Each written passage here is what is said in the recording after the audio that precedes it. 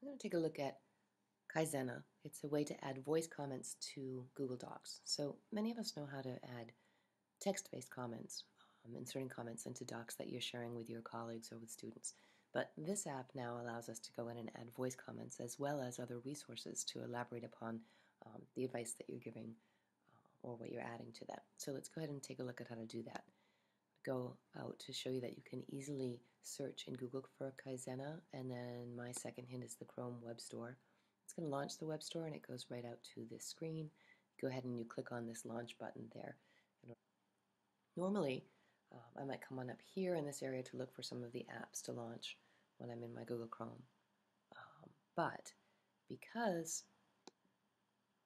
Kaizena works with Google Docs, I'm going to go right out to my Drive. And again, instead of pre-launching the app, what happens is I want to go and find a document that I want to give feedback to. Let's do this essay.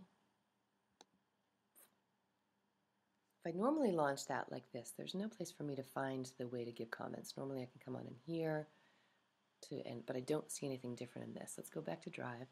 What will happen is if I search for my 7,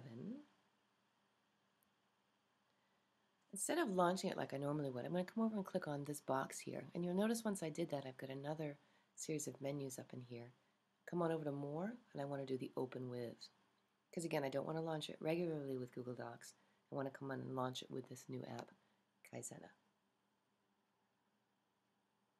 Once that happens, it's going to ask you if it can make a connection to your Google Docs, and it's also going to open up and ask for you to allow it to use your microphone. And you're going to need to do both of those because, of course, this works with embedded Google Docs. Here you see that doc. I'm going to go ahead and open it again outside in our normal Google Doc view, and now here we are in the Kaizena. It's the same document itself, but now I have some tools to work with. See this little, my cursor's moving and it's got a dot. It's because it's a highlight. So let's go ahead and I'm going to just highlight the section that I want to comment on. And as soon as I let go of that highlighter, I do get 3 different options. The first one is to go ahead and use the microphone. The second one is to embed text comments. And this third one is to add resources. I'm going to go ahead and add a voice comment here.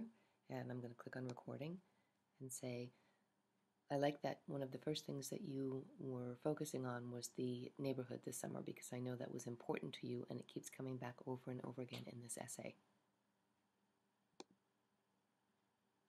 What happens here is the highlighted area now is going to show up over in the left-hand sidebar here.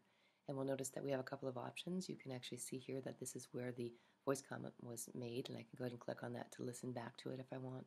I can decide whether it's something I want to keep or I can delete and redo.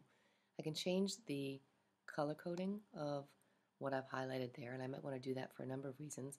For instance, if I decide that every time I highlight something in blue, I'm pointing out some issues with some common errors in punctuation, that might be something that I share with my students. If I can turn that to green, I like that color. And then notice here again, I've got some of the tools where I can go ahead and add some more to this as I go. I'm going to click here on this link button because I think this is a powerful thing about this tool. I can go ahead and embed a resource here in addition to the voice comment that I've made based specifically on this highlight. I can go ahead and click on this link and just add a URL to something, a video for instance, or a link to a web resource that helps support. I've already got a couple of resources here. They save in my dashboard, so I'm going to go ahead and click on that because I might want to make a comment about writing with better adjectives or maybe fewer adjectives depending on what's going on like that. Let's go ahead and do that one more time so you can see. We went on lots of rides. I'm going to give another voice comment there, and I'm going to push you to think about different ways to use, instead of the word lots, there are other words that you can think of because we've been working on adjectives that might get to that sense of many, but with a different word. Again, you'll see that it pops up over here with that voice comment for me, and I can again add some more resources if I'd like. Go ahead and look at that adjectives one again. But I could go out and copy and paste anything in there too in order to attach that as we go.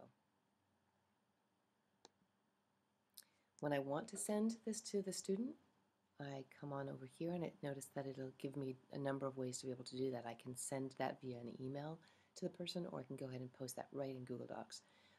The folks who I might be able to want to share that with are going to be stacked up here, and so I'm going to send that to Catherine. So I'm going to click on her, and then I'm going to post the link in the Google Doc. So click Done, and what it prompts me is it's going to tell me, I'm going to come on over to the doc itself out here, and let me go ahead and refresh that. And when I come up over in the comment section here, from the student who opens that, you'll notice it says the name, hi, and then it lets you know that in order for her to see that, she has to go ahead and click that document here. It's going to load up, and then she's going to be able to watch that. I believe it comes right back to my site because I've logged into Kaizena. A few of the new updates that were just announced. I'm coming over to the dashboard so that you can see that view too. A few of the new updates is that you can go ahead now and add full folders in here. So instead of having to bring up one document at a time, you actually can bring in a folder that already has other documents and subfolders within that. So that's a convenient way to be able to manage your classroom as well.